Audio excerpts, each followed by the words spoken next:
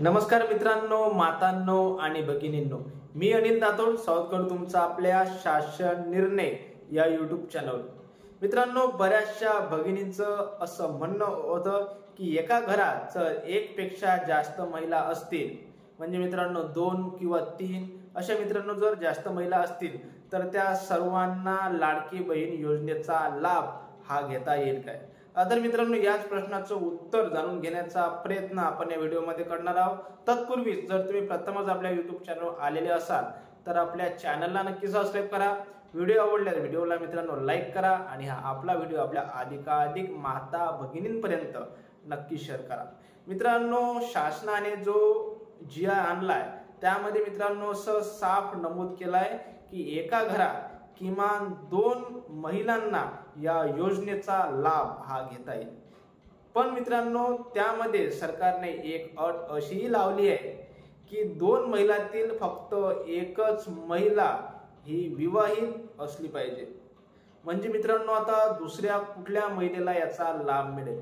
मित्रांनो, त्या घरात जर एक महिला विवाहित असेल किंवा त्या महिलेच्या मुलीनं जर 21 वर्षाच्या वर वय मित्रांनो असेल तर मित्रांनो त्या दोन्हीही महिला या योजनेस ह्या पात्र होणार आहेत।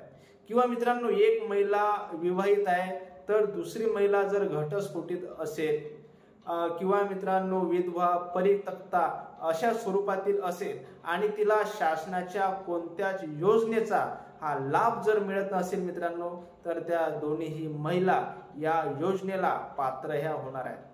मात्र जर एका घरात 2 महिला आहेत आणि दोन्हीही मित्रांनो विवाहित आहेत, म्हणजे मित्रांनो एखादी मित्रांनो सून असते आणि सासू असते, ह्या दोन्ही महिला विवाहित आहेत, तर त्यामधील फक्त एकाच महिलेला या योजनेचा लाभ हा मिळणार आहे। आता मित्रांनो, हीच होती आजची या व्हिडिओ मित्रांनो महत्वाची। आता मित्रांनो, अशा प्रकारे 2 महिलांना या योजनेचा लाभ मिळणार आहे आणि एका घरात मित्रांनो सुमारे 3000 रुपये हे येऊ शकतात। मात्र यासाठी ह्या महत्वाच्या अटी आहेत। आता मित्रांनो, व्हिडिओ आवडला व्हिडिओ लाईक करा, शेअर करा आणि चॅनलला सबस्क्राइब करा।